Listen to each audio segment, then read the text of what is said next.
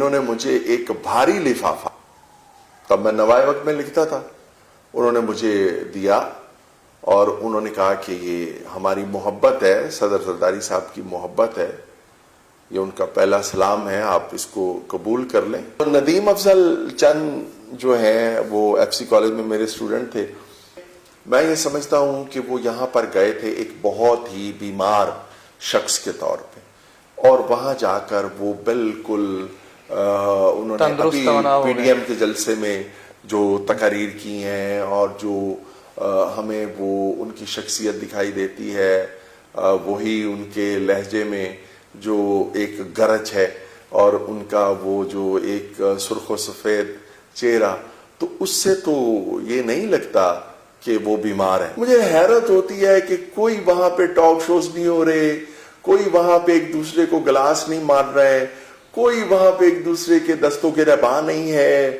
ایک دوسرے کو گالیاں نہیں دے رہا ہے، اور پالیٹکس پہ تو مطلب کوئی شو ہوتا ہی نہیں ہے۔ مشرف کے دور میں میڈیا کو بہت آزادی ملی۔ آپ دیکھیں کہ جب وہ اقتدار میں آئے تھے تو اس وقت صرف ایک پی ٹی وی ہوتا تھا، اور اس کے بعد کتنے چینلز پرائیویٹ آئے اور انہوں نے آ کے اپنا جو ہے وہ کام شروع کیا۔ السلام علیکم ناظرین، پروگرام میرے مہمان کے ساتھ عصمت اللہ بلوچ حاضر خدمت ہے۔ ناظرین، جیسا کہ ہمیشہ کی طرح ہماری کوشش ہوتی ہے کہ ہر اگلے پروگرام میں کسی ایسی شخصیت کو مدعو کیا جائے جن کی تجربات و زندگی اور زیست سے آپ کو خاطر خواہ فائدہ مل سکے۔ جو شخص ہمارے ساتھ موجود ہیں وہ کسی تعارف کے محتاج نہیں، میری مراد جناب توفیق بٹ صاحب سے ہے، جو کہ ایک معروف کالم نگار ہیں، دانشور ہیں اور ایک معلم بھی ہیں۔ جناب کے جہاں پہ اتنے حوالے ہیں، وہیں پہ جناب کا ایک حوالہ ہے کہ پی ٹی آئی میں جناب نے کالم، پی ٹی آئی کے لیے جناب نے کالم لکھ کے پاکستان، نیا پاکستان بننے میں مدد فرمائی اور لوگوں کو حقیقت سے روشناس فرمایا۔ فرسٹ آف آل تو السلام علیکم سر، بہت بہت شکریہ آپ کا، آپ نے اپنی گوناگون مصروفیات میں سے ہمارے لیے وقت نکالا، ٹائم نکالا۔ میں اپنی طرف سے اور اپنی پوری ٹیم کی طرف سے آپ کا شکر گزار ہوں۔ آپ کی مہربانی، آپ تشریف لائے۔ بہت شکریہ سر۔ آپ نے تحریک پاکستان کے لیے کالم لکھے، جو آپ کا نظریہ تھا آپ کالموں میں بیان فرماتے تھے، کیا آپ کو لگتا ہے کہ وہ پورا ہو چکا ہے یا پورا ہونے کے مراحل کو ہے؟ آپ نے تحریک پاکستان کہا، تحریک پاکستان اور پاکستان تحریک انصاف میں بہت فرق ہے۔ تحریک پاکستان، البتہ ایک جو کامن فیکٹر ہے وہ یہ ہے کہ تحریک پاکستان میں لوگوں نے ایک ملک بنانے کے لیے جدوجہد کی تھی، پاکستان بنانے کے لیے جدوجہد کی، جی بالکل، اور پاکستان تحریک انصاف کے پلیٹ فارم پہ لوگوں نے نیا پاکستان بنانے کی جدوجہد کی تھی۔ اب نیا پاکستان بنتا ہے یا نہیں بنتا یہ تو ایک الگ بات ہے، لیکن 2 سالوں میں لوگ اس احساس میں مبتلا ہوتے جا رہے ہیں کہ ہمیں ہمارا پرانا پاکستان ہی واپس مل جائے تو یہی بہت بڑی بات ہے۔ پر میں ابھی بھی ایک شک اور یقین کے درمیان کہیں اپنے آپ کو کھڑا محسوس کرتا ہوں، کیونکہ گو کہ ہمارے پرائم منسٹر عمران خان یہ کہتے تھے کہ وہ 100 دنوں میں سب کچھ تبدیل کر دیں گے۔ اب انہیں پتہ نہیں اپنی اس غلطی کا احساس ہے یا نہیں ہے کہ 100 دنوں والی بات جو ہے وہ ممکن نہیں تھی، وہ ہم انہیں احساس دلاتے تھے کہ یہ ممکن نہیں ہے۔ اتنے سالوں کا گند آپ 100 دنوں میں کیسے صاف کر سکتے ہیں؟ تو ہو سکتا ہے کہ اب انہیں احساس ہوا ہو اس کا، اور اب 2 سال ہونے کو ہیں، تو 2 سالوں میں تو ابھی تک لوگوں کے لیے کوئی ایسی اطمینان والی بات جو ہے وہ نظر نہیں آتی، اور لوگ سب سے زیادہ جس چیز سے اکتائے ہوئے ہیں وہ مس مینجمنٹ ہے اداروں کے درمیان اور مہنگائی ہے۔ تو میں یہ سمجھتا ہوں کہ جس طرح ابھی وزیر اعظم نے یہ فرمایا ہے کہ وہ مہنگائی کے خلاف جو ہے وہ جارحانہ اقدامات کرنے والے ہیں اور جلدی کرنے والے ہیں، تو اللہ کرے کہ وہ کچھ ایسے اقدامات کریں کہ جس سے مہنگائی جو ہے وہ کنٹرول ہو اور چیزیں جو ہیں وہ اپنی پرانی قیمتوں پہ واپس آئیں. لوگوں کے حالات بہت برے ہیں, لوگوں کے حالات بہت خراب ہیں. تو یہ ہے کہ ابھی میں یہ سمجھتا ہوں کہ جو موجودہ حکومت کے 3 سال مزید ابھی پڑے ہوئے ہیں یا پونے 3 سال جو پڑے ہوئے ہیں, جو ایک روایت پاکستان میں ڈل چکی ہے کہ پچھلی 2 حکومتیں جو ہیں یا 3 حکومتیں جو ہیں انہوں نے اپنی مدت پوری کی. یہ ٹھیک ہے کہ پرائم منسٹر بدلتے رہے لیکن اسی پارٹی کی حکومت رہی جو پارٹی الیکشن میں اقتدار میں آئی تھی. تو میں یہ سمجھتا ہوں کہ ابھی 3 سال مزید پڑے ہوئے ہیں تو اس حکومت کو بھی اپنے اقتدار کی مدت جو ہے وہ پوری کرنی چاہیے. لیکن اس کے ساتھ ساتھ میری یہ خواہش بھی ہے کہ ہم نے جو جدوجہد کی تھی ذاتی طور پر وزیر اعظم عمران خان کے لیے اور پاکستان تحریک انصاف کے لیے, ہم یہ چاہتے ہیں کہ ہمیں اس جدوجہد کا پھل اسی صورت میں مل سکتا ہے کہ جب موجودہ حکومت پرفارم کرے مختلف اداروں اور شعبوں میں جو اصلاحات ہیں جن کا خواب دکھا کر جو ہے ہماری موجودہ حکومت اقتدار میں آئی تھی, وہ چیزیں جو ہیں وہ پوری کی جائیں تو لوگوں کو ایک اطمینان ہوگا. تو میں صرف آپ کے سوال کے جواب میں یہی کہنا چاہوں گا کہ اپوزیشن کی جو یہ آزمائے ہوئے لوگ ہیں, بار بار آزمائے ہوئے لوگ ہیں, جتنی بھی پارٹیاں ہیں ان میں ایسی پارٹیوں کی اکثریت ہے جن کی بار بار حکومت رہی. تو اگر لوگوں کا ان پارٹیوں پر دوبارہ اعتماد کی ایک فضا قائم ہو رہی ہے جو کہ بہت افسوسناک ہے, تو میں یہ سمجھتا ہوں کہ یہ موجودہ ہمارے جو حکمران ہیں ان کو یہ سوچنا چاہیے کہ اگر انہوں نے پرفارم نہ کیا, اگر انہوں نے کوئی بہتری نہ لے کے آئے اور اصلاحات نہ کی, جن شعبوں میں اصلاحات ناگزیر ہیں, جس طرح ہمارا محکمہ تعلیم ہے, ہمارا محکمہ صحت ہے اور محکمہ انصاف ہے, تو اگر ان شعبوں میں اصلاحات نہ ہوئیں تو پھر کس طرح سے ہم ان پرانے چور اور ڈاکوؤں کا راستہ روک سکیں گے. میں سمجھتا ہوں کہ یہ بات جو ہے یہ ضرور سوچنی چاہیے ہمارے حکمرانوں کو. جی اچھا سر, یہیں پہ میں ایک کوشچن ایڈ کرنا چاہوں گا. جیسے کہ آپ نے کہا ہے کہ متعلقہ جو پارٹیاں تھیں ان کو لوگ آزما چکے ہیں, اب پی ٹی آئی کی باری تھی, پی ٹی آئی کو بھی دیکھ رہے ہیں, اور اس کے بعد لوگوں کو تو اور کوئی نظر نہیں آ رہا, کیونکہ لوگوں کا یہ نظریہ تھا کہ پی ٹی آئی آئے گی تب نیا پاکستان بنے گا. عمران خان صاحب ایک خود ایک برانڈ ہے, ان پہ لوگ ان سے محبت کرتے ہیں, ان پہ ان کا یقین تھا. عمران خان صاحب خود بھی بہت اچھا پرفارم کر رہے ہیں, لیکن ان کے جو پارٹی کے لوگ ہیں وہ اس میں نااہلی کر رہے ہیں, یہ ماننے کی بات ہے. لیکن اب لوگوں کو اور تو نظر ہی کوئی نہیں آ رہا عمران خان صاحب کے علاوہ. دیکھیں, جہاں تک پرائم منسٹر عمران خان کا تعلق ہے, میں انہیں 24 برسوں سے جانتا ہوں, ماشاءاللہ ذاتی طور پر میں انہیں جانتا ہوں. ایک بات میں پورے وثوق سے کہہ سکتا ہوں, کچھ مسائل اگر ان کا ایجنڈا یا ان کی سوچ اگر پوری نہیں ہونے دے رہے یا انہیں بے شمار مشکلات کا سامنا ہے تو الگ بات ہے. لیکن ایک بات ان کے حوالے سے میں پورے وثوق سے کہہ سکتا ہوں کہ وہ پاکستان کے ساتھ بہت محبت کرتے ہیں, اور وہ چاہتے ہیں کہ یہ جو ایک بوسیدہ اور پیچیدہ نظام ہے جس کی وجہ سے لوگوں کو اذیت ہوتی ہے, تکلیف ہوتی ہے, ذاتی طور پر وہ یہ چاہتے ہیں کہ اس نظام کو تبدیل کیا جائے. اب یہ الگ بات ہے کہ وہ اس کے لیے جو ان کی ٹیم ہے یا جس ٹیم کا انہوں نے انتخاب کیا ہے وہ ان کی سوچ کے مطابق نتائج انہیں نہیں فراہم کر رہی.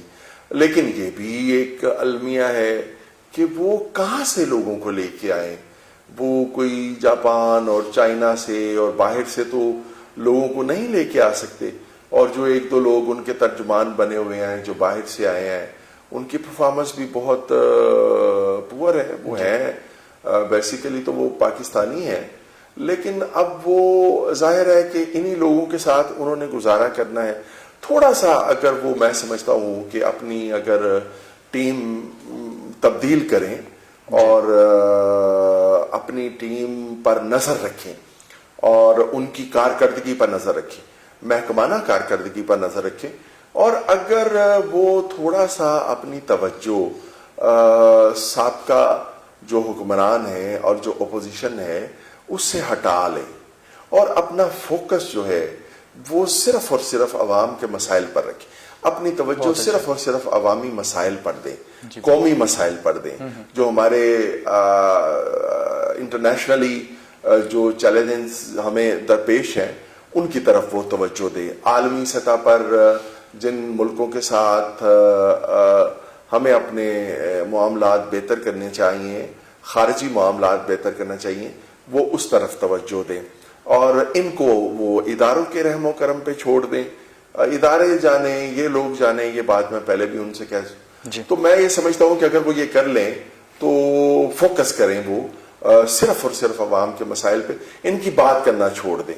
عمران خان کو اب یہ میں سمجھتا ہوں یہ مناسب نہیں ہے کہ وہ اب لوگوں کو یہ بتائیں کہ ہم یہ کرنا چاہتے ہیں اور ہم نے اب تک یہ کیا ہے. دو چیزوں پہ وہ فوکس کریں تو مجھے یقین ہے کہ مرحلہ وار جو ہے وہ چیزیں بہتر تبدیل ہوتی ہیں. سر, شوکت خانم کے لیے آپ نے 24 سال پہلے فنڈ اکٹھا کیا تھا, لگ بھگ 2.5 لاکھ کے قریب, جو اس وقت کی ایک اچھی خاصی رقم تھی, اور آپ کے بقول وہ دلدار لاہوری صاحب تھے, دلدار پرویز بھٹی صاحب کے مرحوم, ان کے توسط سے آپ کی ملاقات ہوئی تھی. تو اس ٹائم جب آپ نے لفظ ٹیم ورک کہا تھا پرنسپل کے سامنے, تو جب آپ کا حوصلہ خان صاحب نے بلند کیا تھا, تو اس وقت کیا سوچ تھی ایک طالب علم کی, ایک ایف ایس سی کے طالب علم کی, کیا کیفیت تھی؟ ایف ایس سی نہیں, میں انٹر میں تھا, ایف اے میں تھا, اور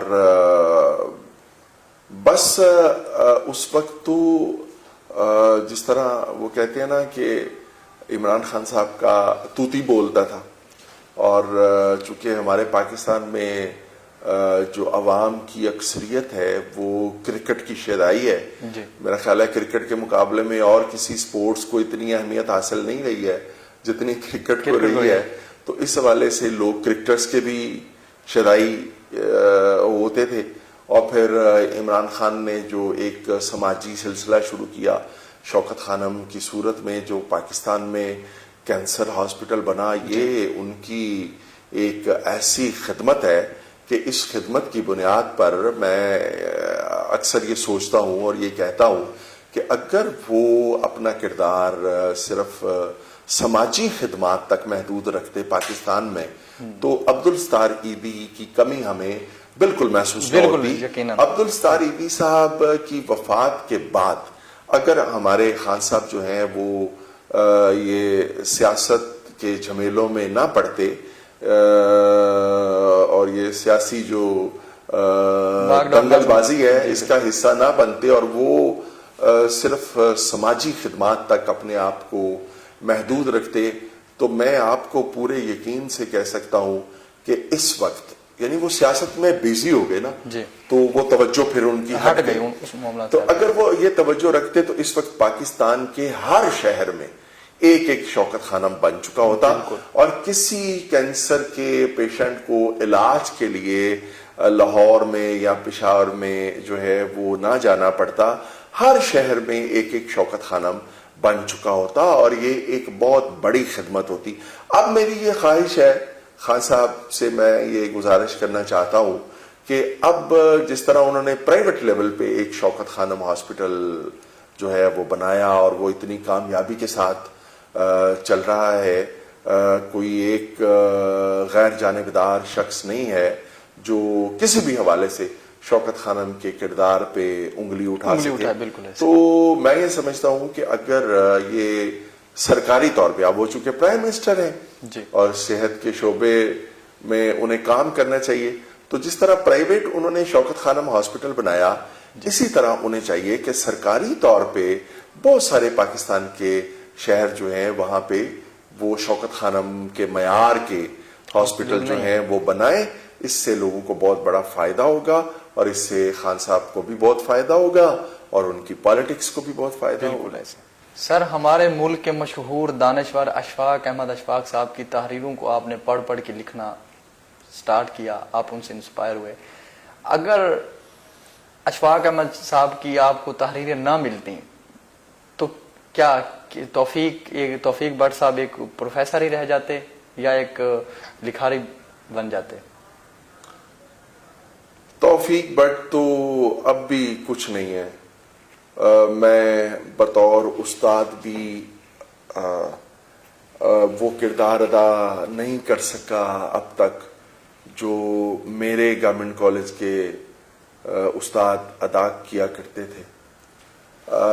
میں کہیں as a teacher, as a professor کہیں گم سا ہو گیا ہوں, اور میں اپنے آپ کو تلاش نہیں کر پا رہا. تو میں تو خود کو یہ نہیں سمجھتا کہ جو ایک استاد کے معیار پر, جو ایک استاد کا کردار ہے, جو انبیاء کا پیشہ ہے, بالکل ایسے اس پر جو لوگ پورا اترتے ہیں یا پورا اترنے کی کوشش کرتے ہیں, میرا شمار ان میں ہوتا ہے. میں ہرگز اپنے آپ کو اس مقام یا اس معیار پر نہیں سمجھتا ہوں. بڑے لوگ ہیں اور ہمارے جو اساتذہ کرام تھے بہت بڑے لوگ تھے, ہم نے ان سے بہت کچھ سیکھا, لیکن جو کچھ ہم نے ان سے سیکھا کاش وہ کچھ ہم اپنے شاگردوں کو سکھا سکتے. اس میں میرا خیال یہ ہے کہ مجھے کامیابی نہیں ہوئی. جہاں تک آپ نے رائٹر ہونے کی بات کی ہے, تو رائٹر بھی میں کچھ ایسا اپنے آپ کو نہیں سمجھتا. مجھے تو صحیح طرح پڑھنا بھی نہیں آتا, اور اللہ نے مجھے لکھنا سکھا دیا. آپ یقین کریں کہ جب میں لکھنے بیٹھتا ہوں اور میں جب سوچتا ہوں کہ آج میں نے کس موضوع پہ لکھنا ہے, تو ایک چیز پر مجھے ہمیشہ یہ ہوتا ہے کہ یار روز وہی الفاظ ہیں, روز وہی جذبات ہیں, روز وہی باتیں ہیں, وہی اسلوب ہے, وہی لطیفے ہیں, وہی گھڑائے واقعات ہیں. کیا نئی چیز آج میں لکھوں گا اور کیسے لکھوں گا؟ میرے پاس اب مزید لکھنے کے لیے کیا ہے؟ تو اب میں کیا لکھوں گا آج؟ لیکن جب میں لکھنے بیٹھتا ہوں تو مجھے لگتا ہے کہ کوئی غیبی قوت, کوئی طاقت مجھے کچھ چیزیں جو ہے میرے دماغ میں کہیں سے اتر رہی ہیں, اور میرا کردار صرف لکھنے تک ہے. یعنی میں کہیں سے سوچ آ رہی ہے اور میں اس سوچ کو کاغذ پر اور میں منتقل کر رہا ہوں. یہ میرے اللہ پاک کا مجھ پر خاص کرم ہے. میں جیسا بھی رائٹر ہوں, میں جیسا بھی ٹیچر ہوں, میں جو کچھ بھی ہوں, اگر مجھے لوگ پسند کرتے ہیں تو میں یہ سمجھتا ہوں اس میں میرا کوئی کمال نہیں ہے, میری کوئی اہلیت نہیں ہے, میرا ہنر نہیں ہے. یہ بات میں عاجزی سے نہیں کہہ رہا ہوں. حقیقت یہی ہے کہ جو کچھ ہے اول و آخر میرے اللہ پاک کا مجھ پہ ترس ہے, کرم ہے, فضل ہے, انعام ہے. میرے والدین کی اور میرے بزرگوں کی اور میرے دوستوں کی, عزیزوں کی دعاؤں کا نتیجہ ہے کہ اللہ پاک نے مجھے میرے مقام سے بہت بڑھ کر, میری اہلیت سے بہت بڑھ کر مجھے نوازا. آپ نے اشفاق احمد صاحب کا ذکر کیا. ہم جب گورنمنٹ کالج لاہور میں پڑھتے تھے تو اشفاق صاحب کے پاس جایا کرتے تھے. 121C داستان سرائے ماڈل ٹاؤن میں ان کا گھر ہے. اب سنا ہے کہ وہ گھر ان کے بچوں نے فروخت کر دیا ہے. مجھے اس کا بھی بڑا دکھ ہے. میں سمجھتا تھا کہ اس گھر کو ہمیشہ وہ اشفاق احمد اور بانو قدسی آپا کے سے وہ منسوب رہتا, اور حکومت وہ گھر خرید لیتی اور اس میں اشفاق صاحب کی, بانو قدسی آپا کی, اور اس گھر میں جتنے بڑے بڑے رائٹر آتے رہے ان سب کی تصانیف ہوتی, اس کو کوئی لائبریری بنا دیا جاتا اور سارا کر دیا جاتا. لیکن بہرحال وہ نہیں ہو سکا. اشفاق احمد بہت بڑے انسان تھے اور بہت بڑے رائٹر تھے اور قصہ گو تھے. وہ وقت کی مناسبت سے, حالات کی مناسبت سے, ماحول کے مطابق بیٹھے بٹھائے ایسے ایسے قصے گھڑتے تھے اور پھر لوگوں کو سناتے تھے. ان میں ایک مزہ ہوتا تھا, مزہ تو ہوتا ہی تھا, ان میں ایک سبق ہوتا تھا, اور وہ سبق ہم نے سیکھے اور ہم نے کوشش کی کہ وہ جو اسباق انہوں نے ہمیں سکھائے, مختلف چیزیں جو انہوں نے بتائیں, ان میں ایک عاجزی ہے, ایک انکساری ہے, وہ چیزیں ہم نے کوشش کی کہ وہ چیزیں ہم میں بھی پیدا ہوں, اور ہم بھی جو ہے وہ اس طرح کے کام کریں. اور اشفاق احمد صاحب جیسا تو ہم بن نہیں سکتے, بالکل نہ ہم بننا چاہتے ہیں, کیونکہ وہ جس مقام اور معیار پر تھے ادب کے, ہم تو بے ادب لوگ ہیں, تو وہ تو ادب کے ایک بہت بڑے مقام پہ تھے. اللہ پاک انہیں اپنے جوار رحمت میں جگہ عطا فرمائے. تو ان کو ہم نے اشفاق صاحب کو پڑھا, ہم نے مختار مسعود صاحب کو پڑھا, ہم نے قدرت اللہ شہاب صاحب کو پڑھا, ہم نے اور جو بڑے بڑے ہمارے رائٹر ہیں ان کو, منٹو صاحب کو کچھ ہم نے پڑھا. فیض احمد فیض کی شاعری سے فیضیاب ہونے کی کوشش کی.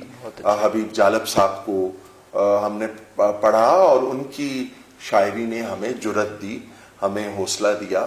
اور استاد دامن صاحب جو ہیں ان کو ہم نے پڑھا. تو یہ پاکستان کے بڑے لوگ ہیں, اور میرا بس چلے تو میں ان کے ناموں کے ورد کروں, ان کو یاد رکھنا چاہیے. یہ پاکستان کا اثاثہ ہے. ہماری بدقسمتی یہ ہے کہ ہم اپنے اثاثے کو نظر انداز کر دیتے ہیں, ہم اپنے اثاثے کو بھول جاتے ہیں. آپ نے اشفاق صاحب کی بات کی, آپ یقین کریں کہ میں اتنا مطلب ان کا نام سن کے جذباتی ہو گیا, اور میں ان کی ہم قبروں پہ بھی جاتے ہیں, جس طرح ابھی دلدار پرویز بھٹی صاحب کا بھی آپ نے ذکر کیا, طارق عزیز صاحب ہیں, ابھی ہمارے جو گلوکار ہیں شوکت علی صاحب, وہ بہت بیمار ہیں. میں ان کی عیادت کے لیے بھی جاؤں گا. میں نے گورنر صاحب سے بھی یہ گزارش کی ہے کہ وہ بھی جائیں, اور مجھے بہت خوشی ہوئی جب ان کو پنجاب سے, چونکہ بیسیکلی تو ان کا تعلق جو ہے وہ پنجاب سے, فوک گلوکاری میں ان کا ایک خاص مقام ہے. تو جب انہیں سندھ گورنمنٹ یہاں سے لے کے گئی علاج کے لیے, تو مجھے اس بات کا بڑا دکھ ہوا کہ پنجاب نے کیوں اس سلسلے میں پہل نہیں کی. وہ اتنے بڑے ہمارے گلوکار ہیں, اتنے انہوں نے ترانے لکھے 1965 کی جنگ میں, 71 کی جنگ میں. ان کے ترانوں نے دشمنوں کے حوصلے پست کیے, اور ہمارے حوصلے, ہمارے بزرگوں کے حوصلے, ہماری افواج پاکستان کے حوصلے بلند کیے. تو اب مجھے خوشی ہوئی جب مجھے یہ پتا چلا, جب میں نے یہ خبر پڑھی کہ جنرل قمر جاوید باجوہ صاحب جو ہمارے آرمی چیف ہیں, انہوں نے ہدایت کی کہ ان کو سندھ سے واپس لایا جائے, اور لاہور میں اب سی ایم ایچ میں ان کا علاج ہو رہا ہے. ان کی اپنی سٹیٹمنٹ بھی سامنے آئی ہے کہ جی میں بہت اس علاج سے مطمئن ہوں. تو میں یہ سمجھتا ہوں کہ ہمیں اپنے ہیروز کی قدر کرنی چاہیے, چاہے وہ ادب کے شعبے میں ہیں, چاہے وہ گلوکاری میں ہیں, چاہے فنکاری میں ہیں, چاہے تعلیم میں ہیں, کسی بھی شعبے میں جس شخصیت نے بڑی خدمت کی ہے, پاکستان کا نام روشن کیا ہے, میں یہ سمجھتا ہوں کہ بڑے بڑے جو ہمارے چوک ہیں, شاہراہات ہیں بڑی بڑی, جہاں پہ حکمرانوں کے بڑے بڑے بورڈز لگے ہوتے ہیں, ان کی تصویریں لگی ہوتی ہیں, تو وہاں پہ بڑے بڑے جو تصویریں ہیں وہ ہم اپنے ہیروز کی لگائیں. ہم وہاں پہ شوکت علی صاحب کی تصویر لگائیں, ہم وہاں پہ عنایت حسین بھٹی صاحب کی تصویر لگائیں, ہم وہاں پہ اشفاق احمد صاحب کی تصویریں لگائیں اپنے شہروں میں, ہم وہاں پہ قدرت اللہ شہاب صاحب کی, مختار مسعود صاحب کی, فیض احمد فیض صاحب کی, علامہ اقبال کی, ہم ان لوگوں کی جو ہے وہ بڑی بڑی تصویریں اپنی مختلف جو شاہراہیں ہیں وہاں پہ ہم لگائیں, تاکہ لوگ باہر سے آئیں تو ان کو یہ احساس ہو کہ ہم اپنے ہیروز کو نظر انداز کرنے والے لوگ نہیں ہیں, ہم اپنے ہیروز کی قدر کرنے والے لوگ ہیں. اس طرح پاکستان کے جو مختلف شاہراہیں ہیں ان کے نام سے منسوب کی جائیں, مختلف پارک جو ہیں وہ ان کے ناموں سے منسوب کیے جائیں, حتیٰ کہ مختلف تعلیمی ادارے اور مختلف ہاسپٹلز ہم اپنے ان ہیروز کے نام سے منسوب کر کے ہی تاریخ میں ایک منفرد مقام حاصل کر سکتے ہیں. آپ کو کبھی عمران خان صاحب نے مدعو کیا ہے کہ آپ ریکویسٹ کی یا مدعو کیا میں کہہ سکتا ہوں کہ آپ سیاست میں ان کے ساتھ ان کا ساتھ دیں، کیونکہ آپ کا ایک گہرا تعلق ہے؟ دیکھیں، میں جو سبجیکٹ پڑھاتا ہوں ایک تعلیمی ادارے میں وہ صحافت ہے جی، اور صحافت اور سیاست کو آپ الگ نہیں کر سکتے، یہ دونوں ایک دوسرے کے بغیر نہیں چل سکتے۔ آپ آج بھی اخبار اٹھا کے دیکھ لیں، رات کو آپ ٹاک شوز دیکھ لیں تو وہ ساری پالیٹکس پہ ہوتے ہیں۔ جی بالکل۔ اب مجھے اس پہ بڑی حیرت بھی ہوتی ہے کیونکہ میں دنیا کے تقریباً 36 ملکوں میں گیا ہوں، یورپ آلموسٹ سارا دیکھا، اور آسٹریلیا، کینیڈا، برطانیہ، امریکہ، جاپان، چائنا، سعودی عرب، کویت، یہ مڈل ایسٹ سارا جو ہے وہ دیکھا، ملائیشیا، سنگاپور۔ تو آپ یقین کریں کہ وہاں پہ جب میں جاتا ہوں اور مختلف میں ہوٹلز میں میرا قیام ہوتا ہے یا دوستوں کے گھروں میں میرا قیام ہوتا ہے، تو وہاں پہ جب میں ان کے میڈیا چینلز دیکھتا ہوں مجھے حیرت ہوتی ہے کہ کوئی وہاں پہ ٹاک شوز نہیں ہو رہے، کوئی وہاں پہ ایک دوسرے کو گلاس نہیں مار رہا ہے، کوئی وہاں پہ ایک دوسرے کے دستوں کے رہبا نہیں ہے، ایک دوسرے کو گالیاں نہیں دے رہا ہے، اور پالیٹکس پہ تو مطلب کوئی شو ہوتا ہی نہیں ہے، کوئی ٹاک شو پالیٹکس پہ۔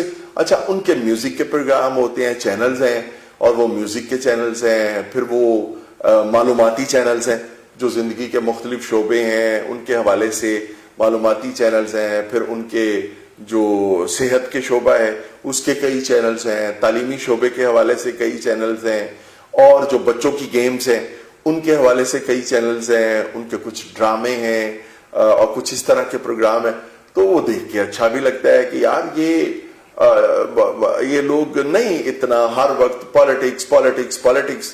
ہمارے ہاں تو جس طرح سیاست کو ایک کاروبار سمجھ لیا گیا ہے، اور صحافت ہماری جو ہے وہ بھی یہ سمجھتی ہے کہ اگر وہ اس کاروبار کو اپنا حصہ نہیں بنائیں گے تو وہ شاید گھاٹے کا سودا کریں گے۔ تو ہماری صحافت، ہمارا میڈیا جو ہے ان کو سوائے پالیٹکس کے اور کوئی کام ہی نہیں ہے، ٹھیک ہے۔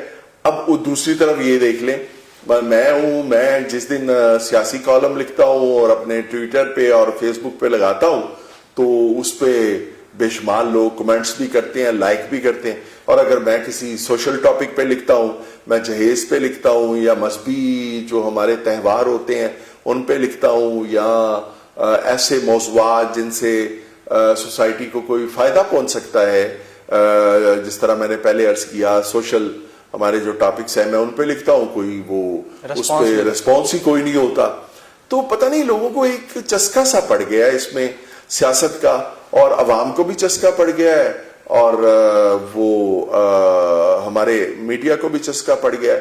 لیکن میں نے تو کبھی تصور بھی نہیں کیا کہ میں کبھی ایون ریٹائرمنٹ کے بعد بھی عملی سیاست میں آؤں گا، کیونکہ ہمیں تو کوئی تھوڑا سا گھور کے دیکھ لے یا ایک جھڑکی ڈال لے تو ہم ایک شرم سے پانی ہو جاتے ہیں، اور ایک عجیب طبیعت میں بے چینی اور بے قراری لگ جاتی ہے کہ یہ کسی نے ہمارے لیے ایسے نامناسب الفاظ کیوں استعمال کیے۔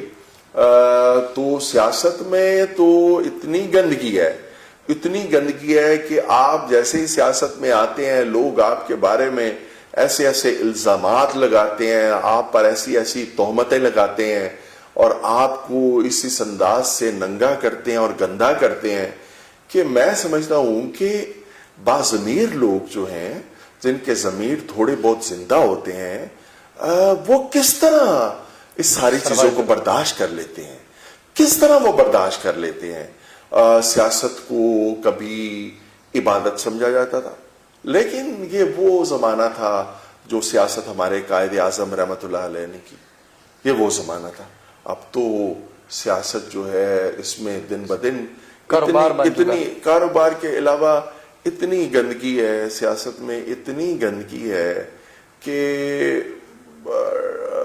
اس کے بارے میں سوچنا بھی کم از کم میں سمجھتا ہوں کسی باضمیر انسان کا جو سیاست ہمارے ہاں چلتی ہے الزامات کی سیاست اور گندگی کی سیاست، کوئی باضمیر شخص اس کے بارے میں سوچ بھی نہیں سکتا.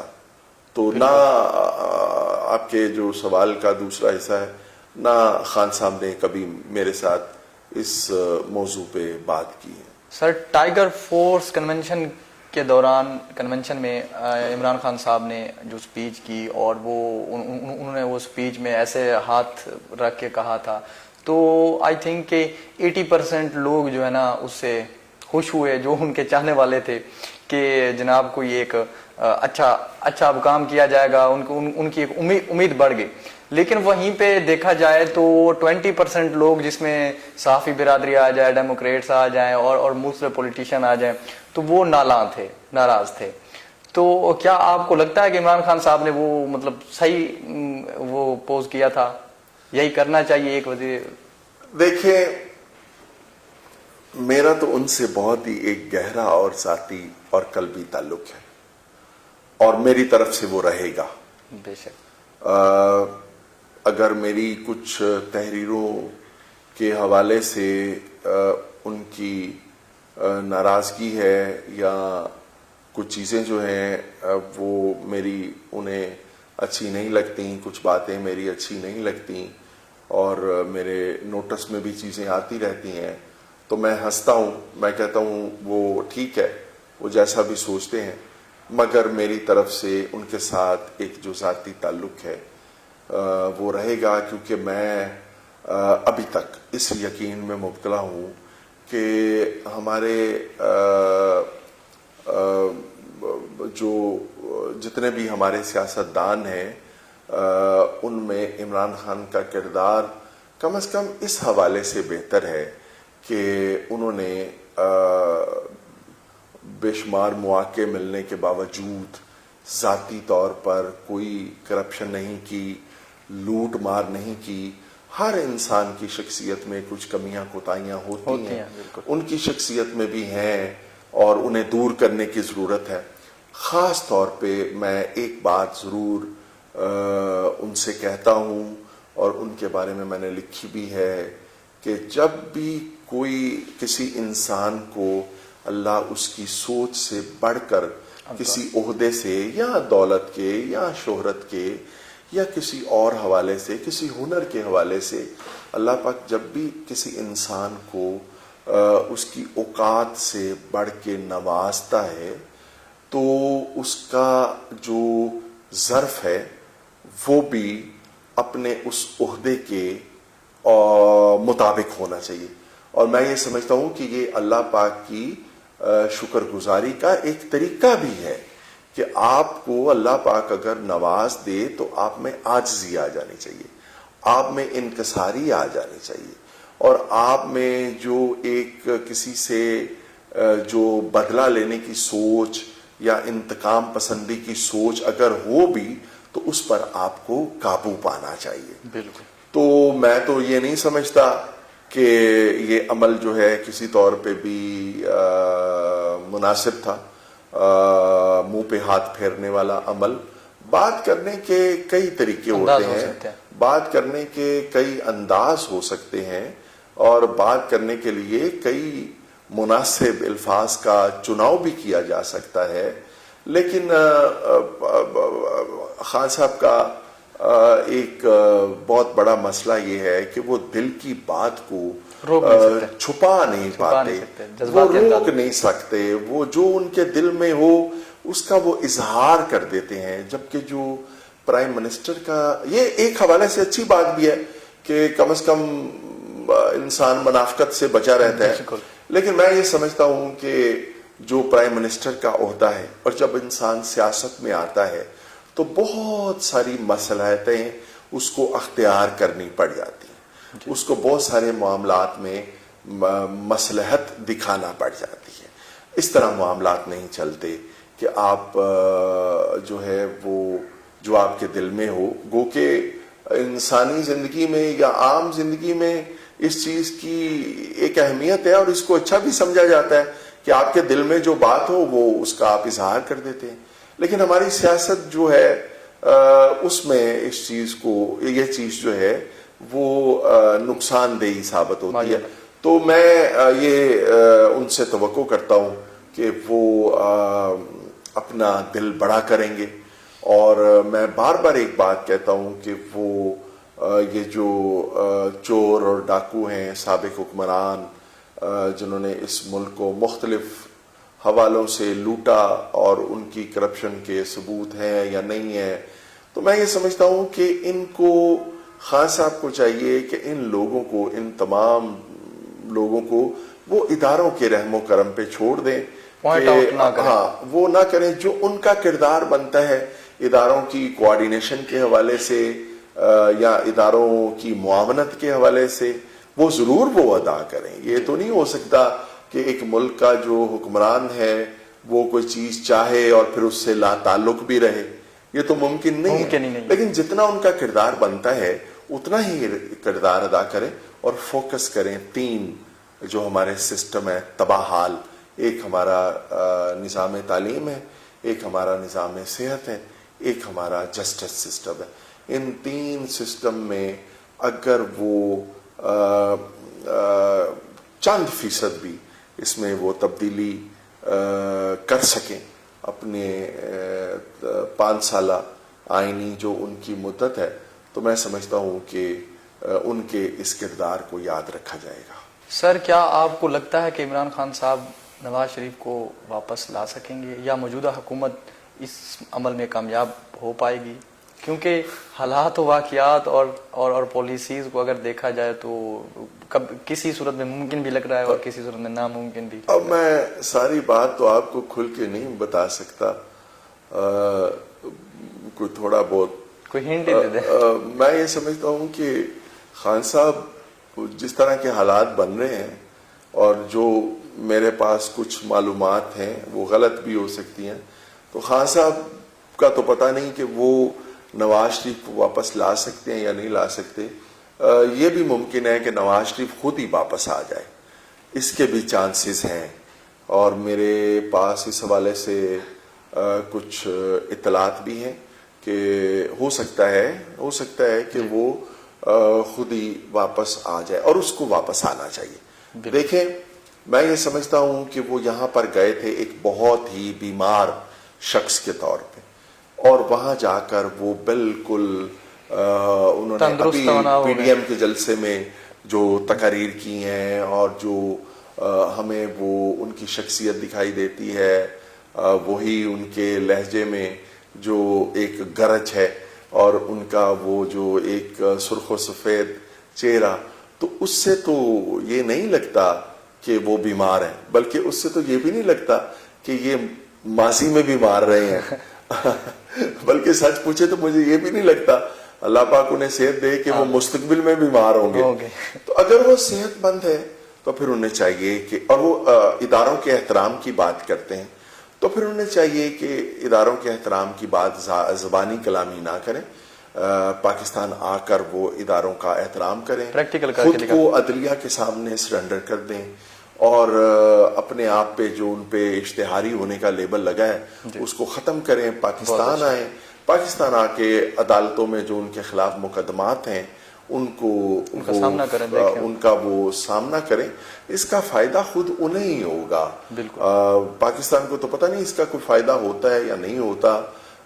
اور خان صاحب جب اتنا زور دے کے کہتے ہیں کہ میں اس کو واپس لاؤں گا، تو ہمیں تو ان کی واپسی یا ان کی پاکستان میں رہیں یا باہر رہیں، وہ تو ہمیں اسی صورت میں ہمیں یہ چیز اچھی لگ سکتی ہے کہ جو لوٹی ہوئی دولت ہے، اگر انہوں نے جو مال و زر بنایا ہے حکومت میں آ کے اور سیاست میں آ کے، اور ان کے علاوہ بھی جن سیاستدانوں نے بنایا ہے، ان سے پیسہ واپس لیا جائے، جو کہ خان صاحب کا مشن بھی تھا اور وہ کہتے بھی تھے. تو اس میں کچھ رکاوٹیں ضرور ہیں، لیکن پاکستان کا تو وہ یہاں پہ رہیں یا باہر رہیں، پاکستان کو تو فائدہ اسی صورت میں ہو سکتا ہے کہ وہ جو پیسہ لوٹ مار کے ذریعے انہوں نے کمایا تھا وہ پاکستان کو واپس ملے. تو پھر ہی کو پاکستان کو فائدہ ہوگا. کو قومی خزانہ ہمارا جو ہے جس طرح خالی کیا تھا، یا جن لوگوں نے خالی کیا تھا، وہ قومی خزانہ جو ہے دوبارہ بھر جائے، مہنگائی ختم ہو، حالات بہتر ہو، ہمارے جو قرضے ہیں وہ ہم واپس کرنے کی پوزیشن میں ہو، اور ایک اچھی اور غیرت مند اور باحیا قوم جو ہے اس کے طور پہ دنیا میں ہم ابھر سکیں؟ سر اسمبلیوں میں پی ڈی ایم کے جلسوں میں جو جذبہ ان کا نظر آتا ہے اور پی ٹی آئی کی طرف سے جو وزراء ہیں وہ تقاریر کرتے ہیں اسمبلی میں کہ ہم ان کو این آر او نہیں دینا چاہ رہے. اگر این آر او دیا جائے کیا وہ لوٹا ہوا پیسہ واپس آ سکتا ہے؟ دیکھیں این آر او تو ان لوگوں کو مل جاتا ہے، چاہے وہ عدالتوں کی طرف سے ملے، چاہے وہ سیاسی حکمرانوں کی طرف سے ملے یا غیر سیاسی حکمرانوں کی طرف سے ملے. ایک یہ این آر او نہیں تو اور کیا ہے کہ ایک غریب آدمی یا ایک لاوارث یا ایک کمزور آدمی کوئی جرم کرتا ہے تو اس کو سزا اور طرح کی ملتی ہے، اس کو جیل میں سہولتیں اور طرح کی ملتی ہیں، بالکل، یا ان کو جیل میں اذیت اور طرح کی ملتی ہے. اور اگر کوئی طاقتور آدمی جرم کرتا ہے تو اس کو ساری سہولتیں ملتی ہیں. آپ کے دین میں کہاں لکھا ہوا ہے A class, B class, C class?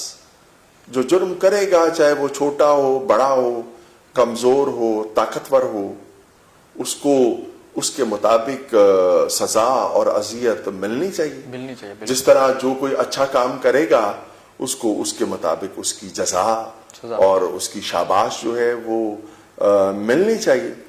تو یہ لوگ جب سہولتیں حاصل کر لیتے ہیں، جیل میں ان کو بی کلاس یا اے کلاس بھی مل جاتی ہے اور جیل بھی ان لوگوں کے لیے گھر کی طرح ہی ہوتے ہیں، تو یہ بھی این آر او کی ہی ایک قسم ہے.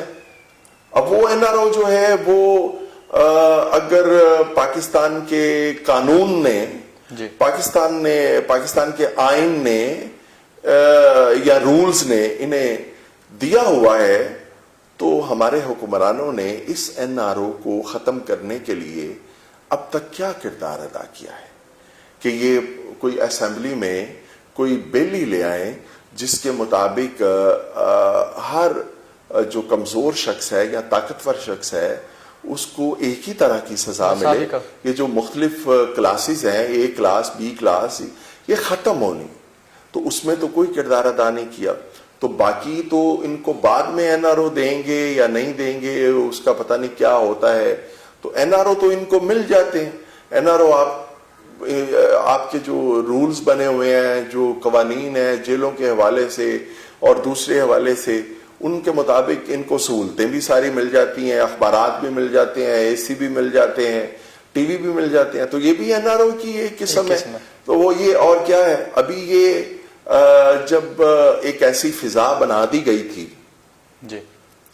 جس میں یوں لگتا تھا کہ نواز شریف صاحب بس آج کی رات اللہ نہ کرے ان کی آخری رات ہوگی، جانے والے ہیں، اور سب یہ کہہ رہے تھے کہ ان کو جانے دینا چاہیے، ان کو جانے دینا چاہیے. ایک ایسا ماحول پیدا کر دیا گیا تھا نا. صحافیوں کو تو سروسز ہاسپٹل میں نواز شریف صاحب سے ملنے کی اجازت ہی نہیں تھی. یہ ماحول کس نے بنایا تھا؟ یہ ماحول کس نے پیدا کیا تھا؟ یہ بھی این آر او کی ایک قسم تھی نا جو ان کو ملی تھی. اسی این آر او کے تحت جو ہے وہ باہر چلے گئے تھے. ٹھیک ہے، اب اگلا کوئی این آر او ہوگا تو وہ واپس پاکستان آ جائیں گے. تو میں یہ سمجھتا ہوں کہ یہ اس سسٹم کو جو پاکستان کا ایک گندا، غلیظ اور پیچیدہ نظام ہے، اس سسٹم کو بیچارہ اکیلا عمران خان تبدیل نہیں کر سکتا.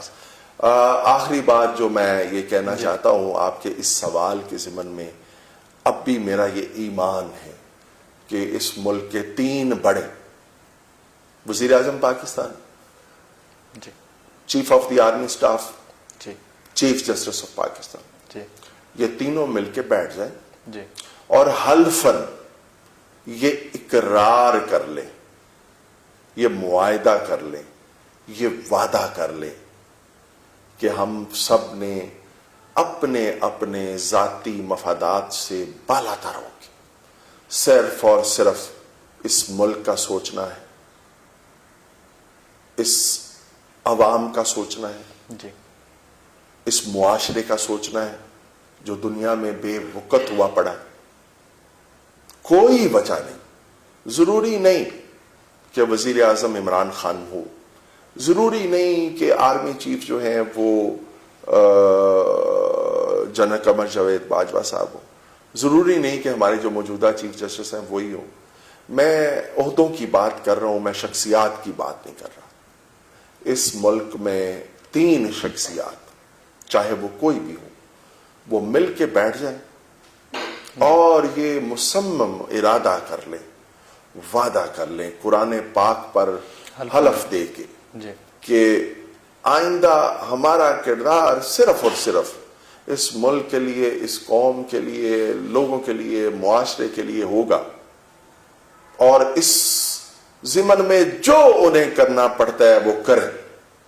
कानून को बदलना पड़ता है, कानून को बदलें। ठीक है।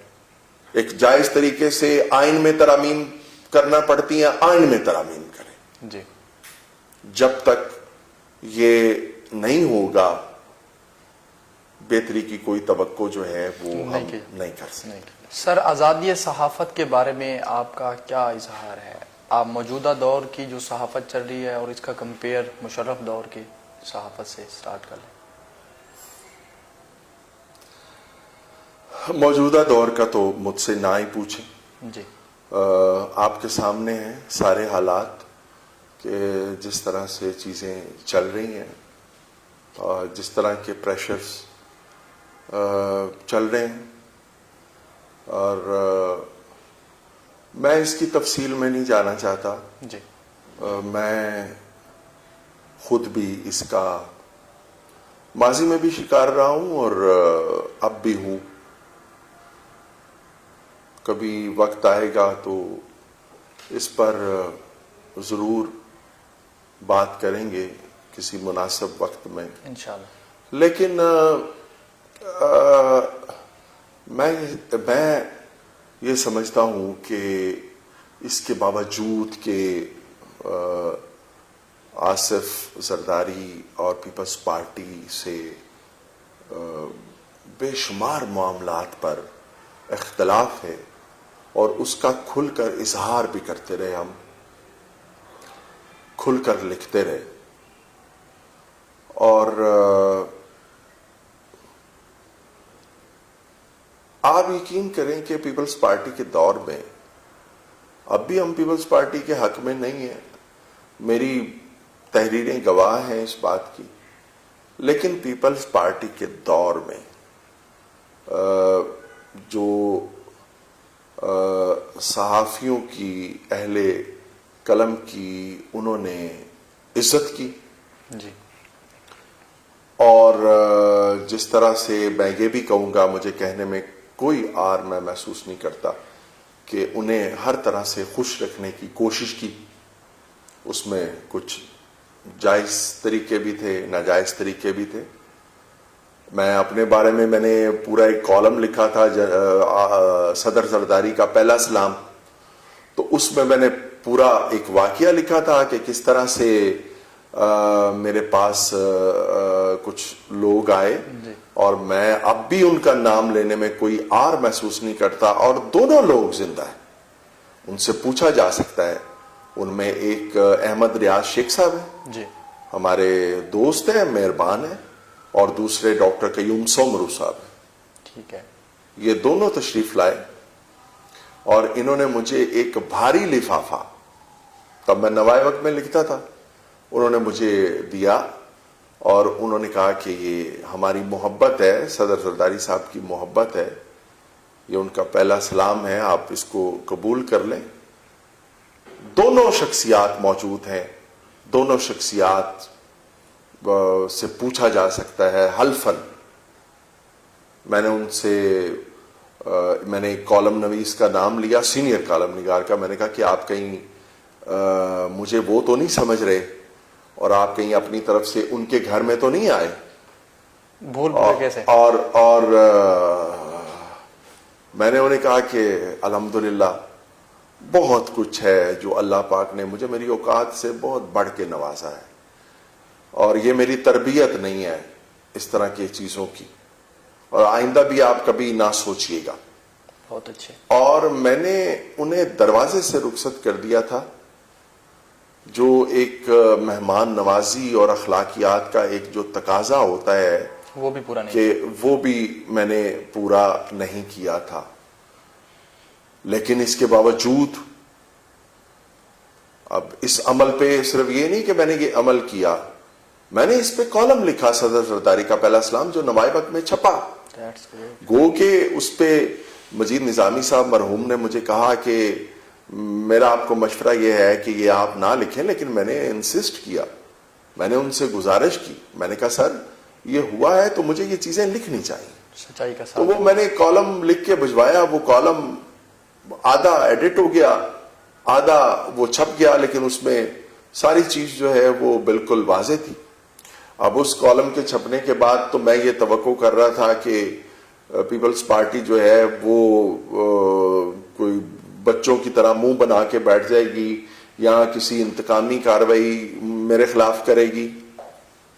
اس کے بعد مجھے پریزیڈنٹ زرداری کا فون آیا جی, اور انہوں نے ایک ہی بات کہی. انہوں نے کہا کہ آپ کچھ بھی لکھ لیں, آپ کچھ بھی کر لیں, ہم نے آپ کو ہمیشہ اپنا دوست رکھنا ہے اور دوست بنانا ہے. پھر اس کے بعد کہیں ان کی مجید نظامی صاحب سے ملاقات ہوئی اور مجھے مجید نظامی صاحب نے کہا کہ وہ آپ سے ملنا چاہتے ہیں, تو آپ سے ان کا سٹاف رابطہ کرے گا تو آپ ان سے مل لیں. اب وہ چونکہ میرے اخبار کے مالک تھے, ان کا یہ حکم تھا, میں جا کے زرداری صاحب سے ملا. اتنی محبت انہوں نے دی. ان کے ساتھ ملاقات میں جو ہے وہ احمد ریاض شیخ صاحب اور ڈاکٹر قیوم سوگرو صاحب بھی وہاں موجود تھے. اتنی عزت انہوں نے دی. وہ مجھے ایوان صدر کی جو باہر اپنے آفس کے باہر تک وہ چھوڑنے کے لیے آئے, اور پھر انہوں نے مجھے ایک دو بڑے خوبصورت واقعہ سنائے. اب میں وہ واقعہ سناؤں گا تو ذرا یہ بات لمبی ہو جائے گی, لیکن انہوں نے یہ کہا کہ ہم نے آپ کو اپنا دوست بنا کے چھوڑنا ہے. تہیہ کر لیا, فیصلہ کر لیا, لیکن بہت محبت کی. انہوں نے مجھے کتابوں کے تحائف بھی دیے جب میں وہاں سے رخصت ہونے لگا.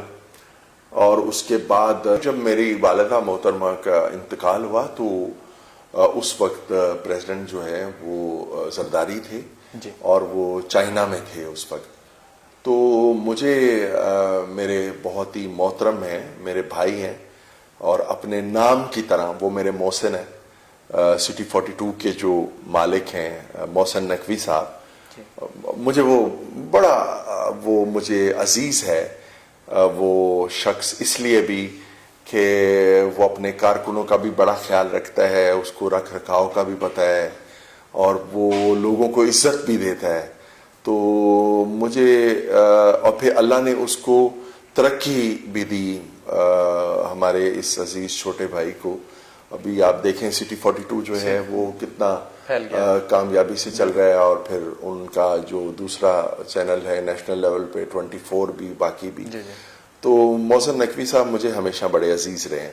تو مجھے ان کی کال آئی محسن نقوی صاحب کی, اور انہوں نے مجھے کہا کہ پریزیڈنٹ زرداری آپ سے بات کرنا چاہتے ہیں. تو اس کے بعد مجھے ان کی کال آ گئی پریزیڈنٹ صاحب کی, اور انہوں نے چائنا سے مجھے کال آئی. تو انہوں نے پہلے تو والدہ کے بارے میں افسوس کیا. میرا یہ خیال تھا کہ یہ کوئی چند سیکنڈ کی کال ہوگی, ظاہر ہے ایک تو وہ پریزیڈنٹ اور دوسرے وہ چائنا میں بیٹھے ہوئے تھے, تو ظاہر ہے میرا خیال تھا کہ وہ بہت زیادہ بزی ہوں گے. ان کی مجھے کال آئی, انہوں نے بہت افسوس کیا. پھر انہوں نے اپنی والدہ محترمہ کے مجھے 2-3 قصے واقعات سنائے, ان کی جو ہے وہ عظمت کے حوالے سے انہوں نے مجھے کچھ چیزیں بتائیں. اور پھر انہوں نے مجھے 2 بار یہ کہا کہ مجھے سمجھ نہیں آ رہی کہ میں دکھ کی اور مصیبت کی اس گھڑی میں کس طرح سے میں ملک سے باہر ہوں, میں واپس آؤں گا, میں آپ کے پاس حاضر بھی ہوں گا. پھر ان کی بہن جو ہیں وہ آئیں افسوس کے لیے. انہوں نے اپنی منسٹر انفارمیشن جو ہے ڈاکٹر فردوس آشا کوان تھیں اس وقت, تب ان کو بھیجا. ڈاکٹر بابر اوان صاحب ان کے لاء منسٹر تھے, وہ تشریف لائے, اور ان کے بے شمار رحمان ملک صاحب وہ تشریف لائے. تو بے شمار لوگ جو ہیں وہ آئے, اور پھر اس کے بعد وہ جب عمرے پہ گئے اپنے کچھ خاص دوستوں کو ساتھ لے کے, تو انہوں نے مجھے کہا کہ آپ کو امریکہ کے لیے بھی کہا تھا, آپ نہیں گئے, پھر آپ کو چائنا کے لیے بھی کہا تھا تو آپ نہیں گئے, اب میں آپ کو ایک ایسی جگہ پہ ساتھ لے جا رہا ہوں جہاں پہ آپ انکار نہیں کر سکیں گے. تو میرے ذہن میں پتہ نہیں کیا آیا, میں نے کہا جی دنیا کی وہ کوئی ایسی جگہ نہیں ہے جہاں پہ میں آپ سے معذرت نہ کر سکوں. میں نے کہا انکار تو میں نہیں کہتا, اس میں تکبر ہے اس لفظ میں, معذرت نہ کر سکوں. تو انہوں نے مجھے کہا کہ میں آپ کو خانہ کعبہ اور روضہ رسول میں ساتھ لے کے جا رہا ہوں. تو یکدم میں ایک عجیب میری کیفیت ہو گئی, میں چپ سا ہو گیا, اور بس میں وہ لمحہ بیان نہیں کر سکتا کہ اس وقت انہوں نے سمجھا کہ شاید میں بول نہیں رہا تھا, تو انہوں نے سمجھا شاید کوئی لائن کٹ گئی ہے یا ایسی بات. تو پھر جب انہوں نے ہیلو کہا تو میں نے کہا جی میں سن رہا ہوں. بہرحال پھر اس کے بعد ہم ان کے ساتھ عمرے کے لیے بھی گئے اور وہ سارا کچھ ہوا. تو بہرحال میں یہ سمجھتا ہوں کہ انہوں نے صرف یہی نہیں, سرکاری ملازمین کی تنہائیں بھی پیپلز پارٹی کے دور میں بڑھیں. انہوں نے سرکاری ملازموں کو عزت بھی دی اور سارا کچھ جو ہے وہ انہوں نے کیا. میرے ایک بہت ہی عزیز اسٹوڈنٹ ہے, میں ان کا اب میں ان کا نام لے لیتا ہوں.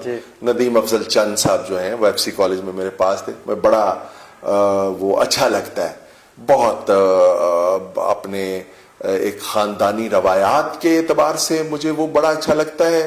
اور ایک یہ ہے کہ وہ جس طرح بڑوں کا اور اساتذہ کا ادب کرتا ہے, اور ایک بالکل صاف ستھرے کردار کا, سچ بولنے والا اور سچ کو پسند کرنے والا ہر ممکن حد تک.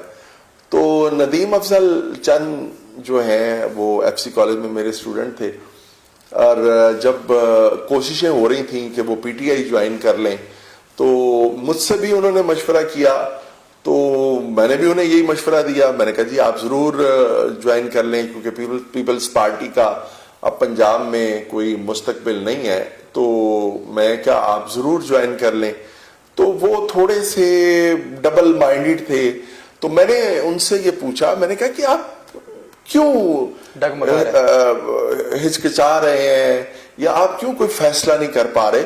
تو انہوں نے مجھے کہا کہ اصل میں یہ پیپلز پارٹی کے میں جو ہے خاص طور پہ یہ بلاول اور باقی زرداری صاحب, اور انہوں نے کہا کہ یہ اتنی رسپیکٹ دیتے ہیں, یہ اتنی عزت دیتے ہیں کہ میں جب کہیں اور جانے کا سوچتا ہوں تو میرے ذہن میں وہ آ جاتا ہے کہ یہ لوگوں کو کتنی عزت دیتے ہیں اور کتنی رسپیکٹ دیتے ہیں. بہرحال وہ نہ چھوڑ سکے. میرے مجبور کرنے پہ آپ کہہ لیں یا کچھ اور دوستوں نے جب یہ پرزور گزارش کی, خود خان صاحب کی یہ بڑی خواہش تھی کہ وہ پی ٹی آئی جوائن کریں, تو وہ انہوں نے پھر پی ٹی آئی جو ہے وہ جوائن کی.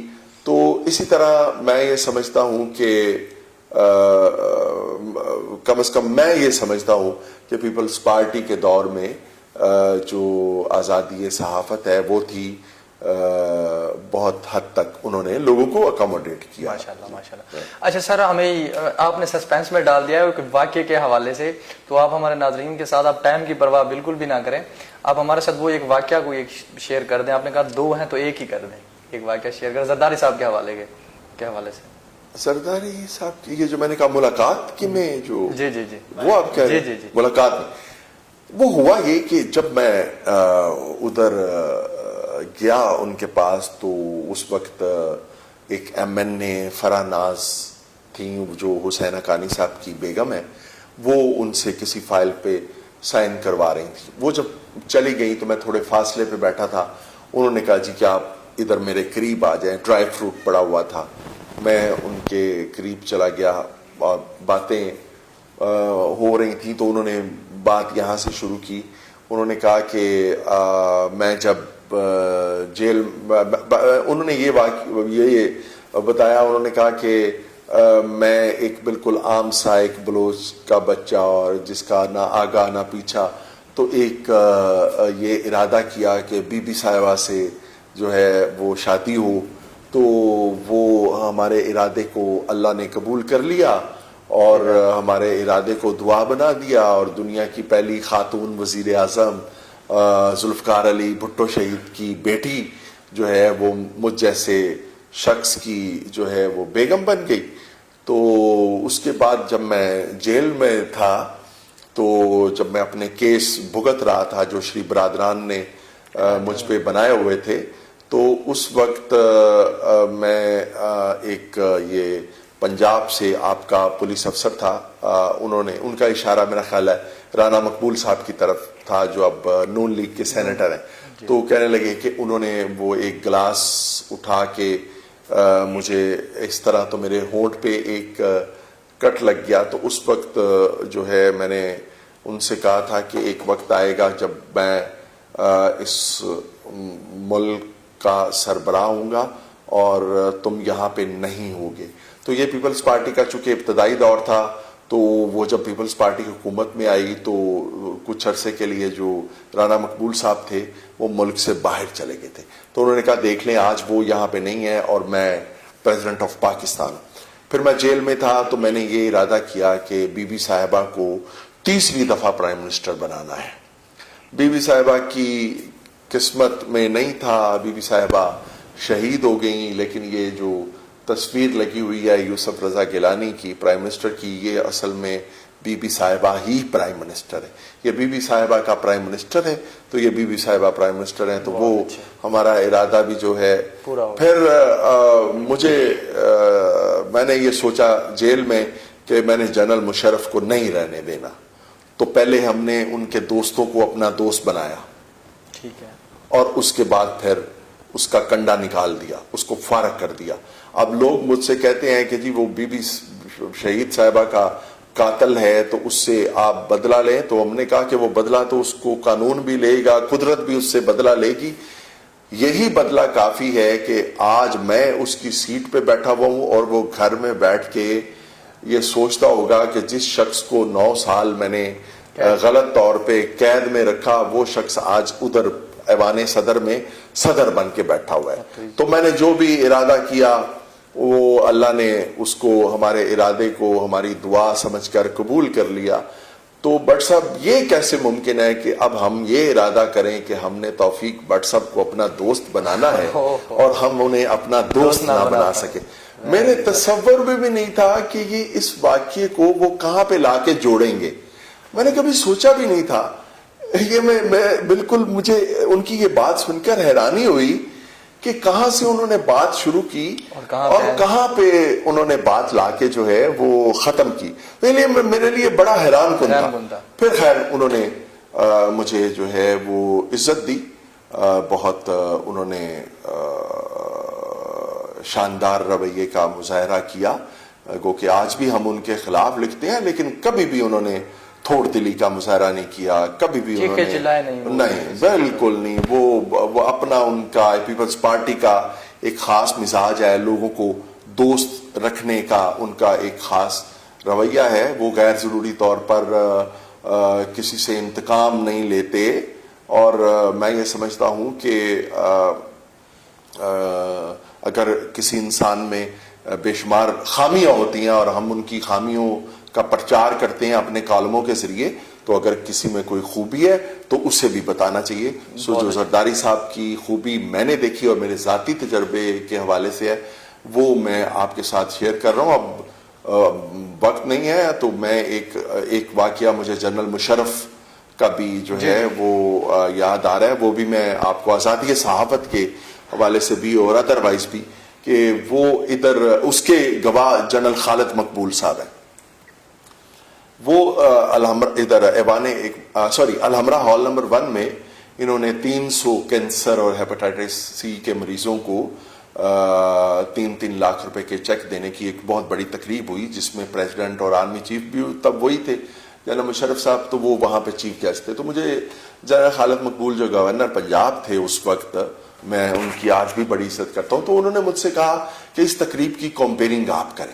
تو میں نے انہیں کہا جی کہ میں تو جنرل مشرف صاحب کے اتنا خلاف لکھتا ہوں تو وہاں پہ تو مجھے تعریفیں کرنی پڑیں گی, जनरल साहब की, Definitely. तो मैं कैसे उस तकरीब की कंपेयरिंग कर सकता हूं जिसके चीफ गेस्ट जनरल मुशर्रफ है। जी। तो उन्होंने कहा नहीं ये काम आप नहीं कर रहे हैं।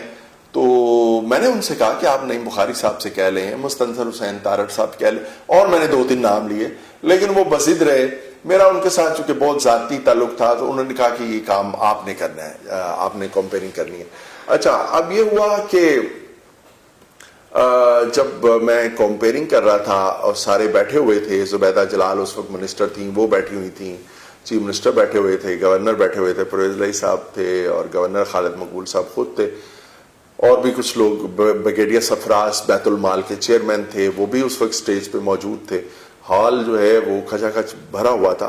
तो जुबैदा जलाल जो हैं वो आजकल शायद वो पीटीआई की मिनिस्टर हैं, और जनरल मुशर्रफ की भी वो मिनिस्टर थी, तो शायद वो उस वक्त बैतुल माल की वजीर थी वो, और तालीम और बैतुल माल की वजीर थी।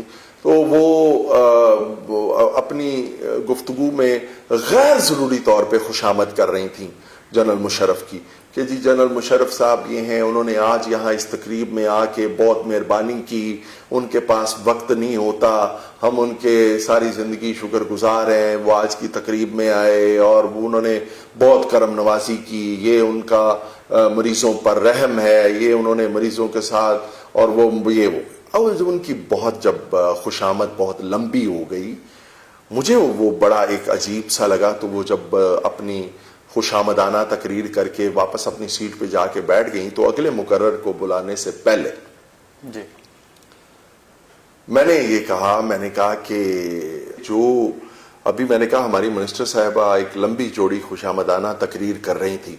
जब मैंने ये जुमला बोला तो यकदम हॉल में एक वहाँ पे जो फौजी मौजूद थे, और जो जनरल मुशर्रफ साहब की वहाँ पे सिक्योरिटी थी, खुद गवर्नर साहब और स्टेज पे बैठे हुए लोगों ने बड़ी हैरत से और गुस्से से मेरी तरफ देखा कि ये मैं क्या कह रहा हूँ।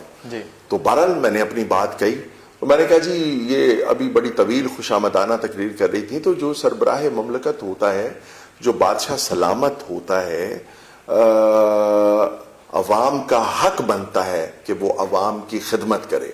सो जनरल मुशर्रफ साहब ने यहाँ पे तशरीफ ला के और मुस्तहिक मरीजों को जो चेक अभी वो देंगे, ये कोई एहसान नहीं किया किसी पे, ये इन लोगों का, इन मरीजों का हक बनता है कि वो यहाँ पर आए और इन मुस्तहिक लोगों के साथ वक्त गुजारें। तो जब मैंने ये बात कही तो उस वक्त एक पूरी जो हॉल था उसमें क्लैपिंग हो गई, ना चाहते हुए भी लोगों ने इस बात पर क्लैपिंग कर दी। वो बहरहाल इस पर मुझे लगा कि ये पता नहीं अब मेरे साथ बाद में क्या सलूक करें, क्योंकि आपको पता है जनरल साहब जो हैं वो कितने ताकत और अख्तियार के उस वक्त नशे में थे। खैर उसके बाद जब जनरल साहब की बारी आई तो सबसे पहले उन्होंने कहा कि जब मैं ये बात कर रहा था तो मैंने देखा कि उन्होंने गवर्नर साहब से मेरे बारे में पूछा, साथ बैठे हुए थे खालिद मकबूल साहब।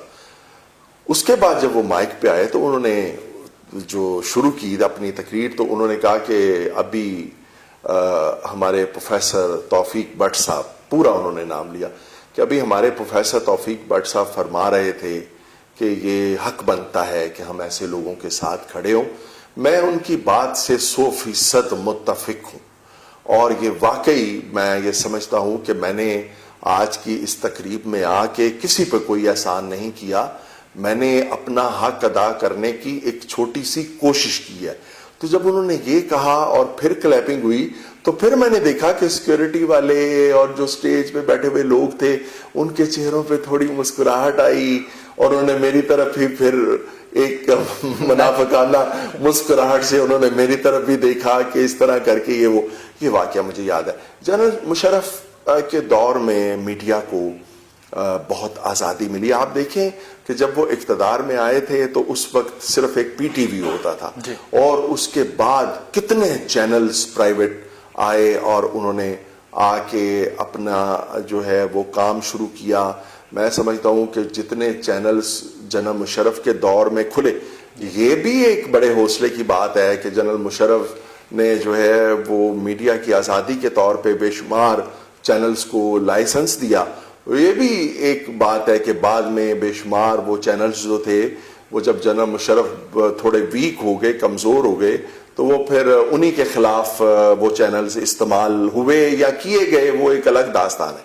لیکن بہرحال جنرل مشرف کو یہ کریڈٹ جاتا ہے کہ دیکھیں ان کا جو ایک غیر آئینی کردار انہوں نے ادا کیا، یا ایک منتخب وزیر اعظم کو اٹھا کے باہر پھینکنا، اس کی کوئی بھی وجوہات ہو سکتی ہیں، یہ بڑا ہی قابل مذمت ہے. ہم اس کے خلاف لکھتے رہے ہیں، لڑتے رہے ہیں، سارا کچھ کرتے رہے ہیں، لیکن میں وہی کہہ رہا ہوں کہ اگر ہم لوگوں کی خرابیوں کا پرچار کرتے ہیں تو جس میں کوئی اچھی بات ہے اس کا اظہار بھی کرنا چاہیے. تو آپ نے آزادی صحافت کے حوالے سے پوچھا، بات ذرا لمبی ہو گئی. میں یہ سمجھتا ہوں کہ جنرل مشرف کے دور میں بھی جو ہے وہ آزادی صحافت تھی. آخری ٹائم میں جیو کے ساتھ ان کا ایک تنازع بن گیا، اس کا بھی ایک خاص پس منظر ہے، وہ کسی انٹرویو میں وہ میں بیان کروں گا. لیکن پیپلز پارٹی کے دور میں اور جنرل مشرف کے دور میں جو ہے وہ میڈیا بہت حد تک آزاد ہے. سر آپ کی پرسنلی دوستی ہے گورنر صاحب سے اور علیم خان صاحب سے، تو کچھ لوگوں کا یہ کہنا ہے کہ علیم صاحب کے دوبارہ وزیر بننے میں آپ کا عمل دخل ہے. کیا آپ کو لگتا ہے کہ یہ پارٹی میں ان کی پرفارمنس اچھی جا رہی ہے، یہ میرٹ پہ کام کر رہے ہیں؟ دیکھیں میں یہ سمجھتا ہوں کہ جہاں تک گورنر پنجاب کا تعلق ہے، جی عمران خان صاحب کے وزیر اعظم بننے کے بعد اور بے شمار لوگوں کے ان کے پارٹی کے لوگ جو ہر وقت کارکنوں میں گھرے رہتے تھے، ان کے وفاقی اور صوبائی وزراء بننے کے بعد پی ٹی آئی کا کارکن، عام کارکن، ایک بالکل عام سا بیچارہ کارکن جو ہے وہ خود کو بے یار و مددگار تصور کرنے لگا تھا. اس کو یہ احساس ہی نہیں ہو پا رہا تھا کہ اس کی پارٹی کی حکومت آ گئی ہے. اس پارٹی کی حکومت آ گئی ہے جس کے لیے اس نے قربانیاں دی اور جس کے لیے اس نے جدوجہد کی. چودھری سرور صاحب کو یہ کریڈٹ جاتا ہے کہ انہوں نے پارٹی کے ان ورکروں کے کاندھے پہ، موڈے پہ، سر پہ ہاتھ رکھا. ان عام کارکنوں کے لیے گورنر ہاؤس کے دروازے ہر وقت کھول دیے گئے. جی بالکل، وہ گورنر سے ہر وقت مل سکتے ہیں. اور آپ یقین کریں کہ کئی واقعات ہیں کہ پارٹی کے ان کارکنوں کے چھوٹے چھوٹے مسئلے بھی جو ہیں وہ گورنر صاحب نے حل کیے. جو مسئلے ان کے معیار اور مقام کے مطابق ہی نہیں تھے کہ یہ معاملے جو ہے وہ گورنر صاحب حل کریں، وہ چودھری سرور صاحب نے حل کیے. اور ابھی یہ جو ہمارا آیا یہ کرونا، اس میں ان کی جو جدوجہد ہے، جو بھاگ دوڑ ہے، جس طرح وہ ہر جگہ پہ گئے اور جس طرح انہوں نے فنڈز اکٹھے کیے، اور ان کا ایک پوری دنیا میں ایک رکھ رکھاؤ ہے، پوری دنیا میں ان کے چاہنے والے ہیں. انہوں نے بے شمار پیسہ اکٹھا کیا. ابھی انہوں نے یہ 2 دن پہلے جو ہے وہ صدر عارف الوی صاحب آئے تھے، اور وہاں پہ جن لوگوں نے کرونا میں مستحق لوگوں کی مدد کی، ان کی ایک پوری انہوں نے بڑی خوبصورت وال بنائی اور اس پہ ان کے نام لکھوائے. یہ بہت بڑی خدمت ہوتی ہے، اور میں یہ سمجھتا ہوں کہ ان کا کردار جو ہے وہ بڑا اہم ہے، اور گو کہ ان کے لیے بھی اپنی نوعیت کی مشکلات ہیں، لیکن بہرحال وہ بڑی ہمت سے اپنا کردار ادا کر رہے ہیں. جہاں تک علیم خان صاحب کا تعلق ہے، وہ ایک بہت ہی نفیس انسان ہے. آپ یقین کریں کہ میں نے سیاسی لوگوں میں اتنے نفیس اور اتنے گریٹ لوگ بہت کم. ایک تو وہ اپنی سماجی خدمات کے حوالے سے بہت ہی عظیم آدمی ہے کہ ان کی سماجی خدمات، ابھی جیل میں جس طرح انہوں نے یہ کوڑ لکھپت جیل میں قیدیوں کے لیے جو سہولیات دیں، اتنا خوبصورت ایک ہاسپٹل وہاں پہ بنایا قیدیوں کے لیے، اور بے شمار کارنامے ہیں، بے شمار فلاحی تنظیمیں ہیں ان کی، یہ وہ، اور اس میں وہ کرتے ہیں. میں یہ سمجھتا ہوں کہ بحیثیت ایک وزیر بھی جی. جتنی ہمت اور لگن سے وہ کام کرتے ہیں میں ان کو دیکھتا ہوں. وہ بھی اپنی ایک منفرد مثال ہے. جہاں تک آپ نے یہ کہا کہ ان کو دوسری بار وزیر بنانے میں میرا کوئی کردار ہے, میں تو کبھی میں نے اپنے آپ کو ایک کیا پدی کا شوربہ والی بات ہے, میں تو اپنے آپ کو ایک کیڑا مکوڑا سمجھتا ہوں. میں نے کیا کردار ادا کرنا تھا, وہ اس سے زیادہ بڑے عہدے کے مستحق ہیں علیم خان صاحب, اور میں یہ سمجھتا ہوں کہ وہ اس سے زیادہ بڑے عہدے کے مستحق ہیں. ایک سینئر وزیر ہونا یا ایک عام وزیر ہونا, وہ اب ٹھیک ہے, وہ اپنا کام کر رہے ہیں, اور وزیر اعظم عمران خان کا جو حکم ہوتا ہے وہ اس کے سامنے اس حکم کو یا ان کی خواہش کو یا ہدایت کو تسلیم کر لیتے ہیں. لیکن علیم خان یقیناً ایک بڑا آدمی ہے, خاص طور پہ اپنی سماجی خدمات کے اعتبار سے وہ ایک بڑا آدمی ہے. بہت اچھے جی. تو ناظرین, توفیق بٹ صاحب سے ہم نے اچھی اور ڈیپلی گفتگو کی. جیسا کہ ان کی زندگی کے بارے میں نے پڑھا ہے کہ انہوں نے کہا تھا ایک انٹرویو میں کہ عمران خان صاحب سے ملنا جب انہوں نے فنڈنگ کی تھی اور اس سلسلے میں انہوں نے سوچا تھا کہ یہ ایک ناممکن کام ہے. ویسے ہی میں نے بھی آج سے کوئی 1.5 سال پہلے جب میں اپنے گاؤں میں تھا, کوٹ کیسرانی کے ساتھ ہمارا گاؤں ہے شیر گڑھ, تو وہاں پہ ایک دوست نے ان کا وہ کالم مجھے دیا تھا, کہا تھا کہ آپ نا ان کو فالو کیا کریں اگر آپ صحافت میں جانا چاہتے ہیں.